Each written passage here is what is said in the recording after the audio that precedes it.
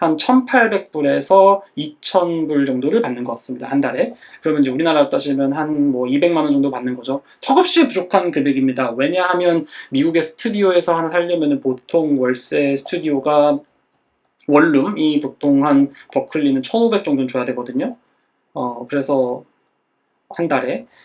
사실은 그러면은 이제 이론 대충 보면 이제 2,000불을 받아서 1,500불을 쓰면 500불로 살아야 되니까 불가능할 수도 있는데, 보통 유학생들은 어떻게 사냐면요. 한 3베드룸. 그러니까 우리나라로 따지면은 방이 이제 3개가 딸린 큰 집을 하나 누가 빌립니다. 그게 그 월세가 한 4,000불 정도 한다고 쳐봅시다. 그러면은 이거를 4명이서 나눴습니다.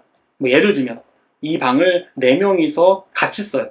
이거를 그래서 서블렛이라고 얘기하거든요. 렛가 전세죠. 우리나라로 따지면 전세라고 해서 렛이고 서블렛, 그 전세를 받은 사람이 다시 전세를 주는. 그래서 이제 서블렛 개념으로 해가지고 큰 집에 같이 살면은 보통 한 사람당 1,000불로 떨어집니다. 이제 그렇게 되면은 좀 상식적으로 살 수가 있는, 좀 계산을 해보면 좀 살 수가 있는 상태가 되는 거죠.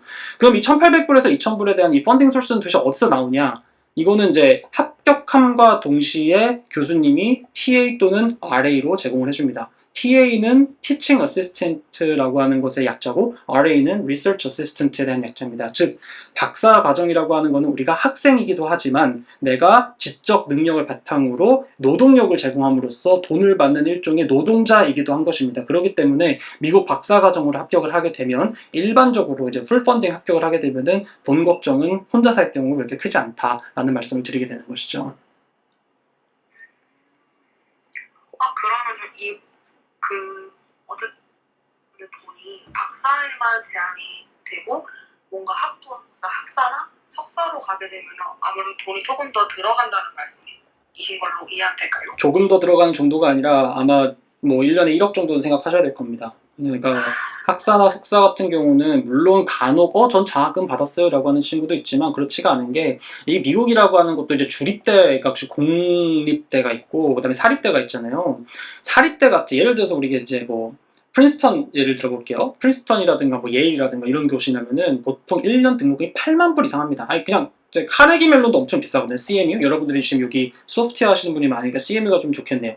사립대 중에서 우리 이제 컴퓨터 사이언스로 되게 유명한 이제 카네기 멜론 유니버시티가 있는데, 여기가 아마 제가 알기로는 거의 1년 등록금이 8만 불일 거예요. 8만 불이 우리나라도 1억이죠. 그래서 여기는 뭐 만약에 내가 펀딩 없이 다닌다라고 하면은 뭐 거의 1년에 1억이 정말 생활비까지 포함하면 들게 되는 건데요.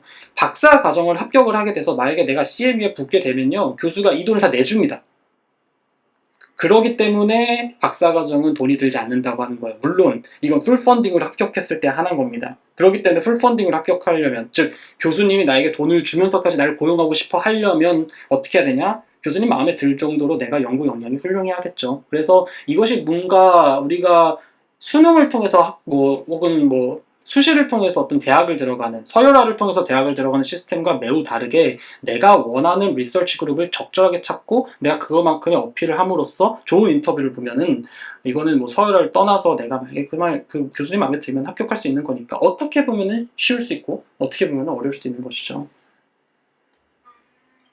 그럼 말씀하신 것처럼 약간 내가 연구자로서 얼마만큼의 역량을 낼 수 있냐, 여기에 따라서 금액적인 부분이 달라질 것 같아요. 네, 맞아요.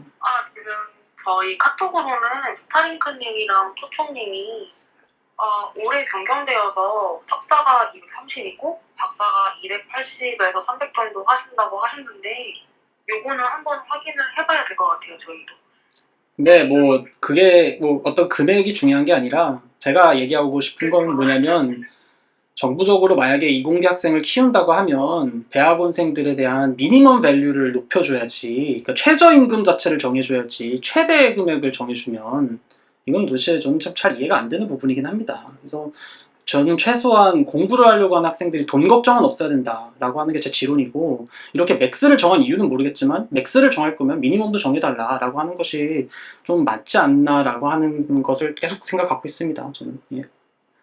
네, 저도 그 부분은 동의하는 부분이고, 사실 그런 부분에 대해서 뭔가 아쉬운 부분이 많은 저희 그러면은 그 가충키님 유튜브 채널에서 질문 올라오신 걸로 한번 진행을 해볼게요. 지금 돈키리킨님께서 올려주신 건데 궁금한 게 유학 가신 분들 중 절반이 포기하고 국내로 돌아가시던데 이유가 대체로 어떤 거라고 보시나요? 라고 질문 주셨어요. 일단은 그거에 대한 답변을 드리려면은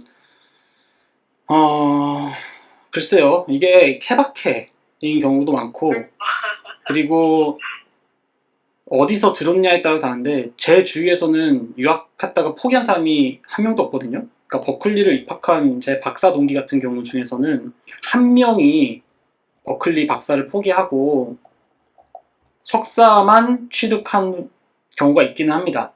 근데 이 아이는 석사만 취득하고 애플을 갔거든요. 그래서 그게 그렇게 안 좋은 상황도 아니라고 보죠.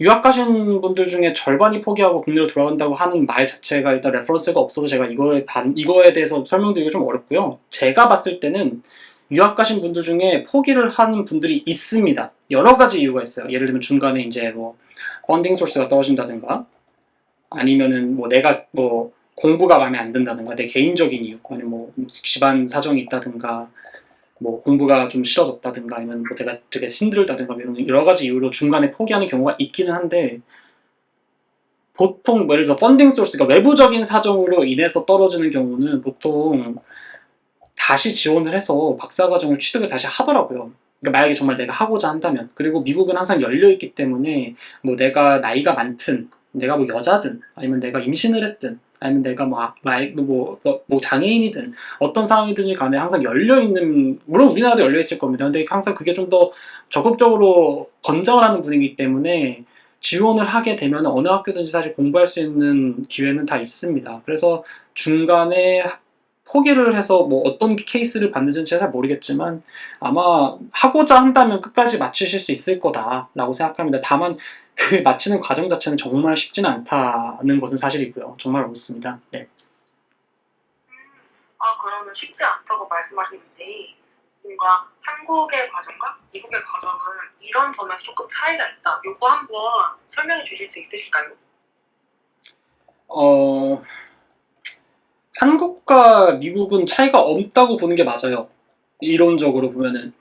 그러니까 그렇게 얘기하면 좀 너무 브로드하고 이게 무슨 얘기냐니까 대학원의 박사과정 자체는 원래 어렵습니다. 그 이유는 대학원이라고 하는 과정 자체가 내가 시간을 그냥 쓰면 나오는 것이 아니라 어떤 내가 정해진 주제에 대해서 탐구를 하고 그것에 대한 논리적으로 타당한 근거를 찾아서 외부의 나의 지식에 대한 발전을 퍼블리시 했을 때 그것이 인정이 되면 내가 그거에 대한 가치를 인정받고 박사를 따는 거거든요. 그 로지컬 띵킹 그리고 그것을 위한 어떤 서포팅 데이터를 취합하고 분석하는 과정 이런 과정들이 녹록치 않기 때문에 어려운 거고 이거는 한국이든 미국이든 일본이든 유럽이든 다 똑같이 어려울 거예요. 그래서 박사과정이 어렵고요. 만약에 그냥 그런 취지에서 그냥 한국과 미국의 차이 혹은 미국이라서 좀 더 어려운 이유가 더 추가적으로 있을까요? 라고 물어보신다면은 당연히 언어적인 부분, 문화적인 부분은 확실히 어렵습니다. 왜냐면은 그냥 한국말로 할 수 있는 거를 미국말로 영어로 한다고 하면은 더 어렵고요. 그리고 요즘 요즘 연구 문화 자체가 큰 논문들 보면은 저자 수가 막 10명, 20명, 30명 이렇게 있는 경우가 많잖아요. 이제 그 이유는 뭐냐면은 콜라보레이션이 되게 많아요. 그러니까 협업이 엄청 많은데 외부 사람들과 협업이 많다는 얘기는 그만큼 커뮤니케이션을 많이 해야 된다는 얘기고 영어로 의사소통을 한다는 것 자체가 쉬운 일이 아니거든요. 예를 들어서 내가 뭔가 부탁을 할 때도 이게 문화에 따라서 살짝 다를 수도 있고 아니면 내가 뭔가 분석을 해서 슬라이드를 만들 때도 이게 어느 나라에서 뭘 했느냐에 따라서도 조금씩 다를 수도 있겠죠. 물론 우리가 똑같은 과학이나 수학을 다룬다고 할지라도요.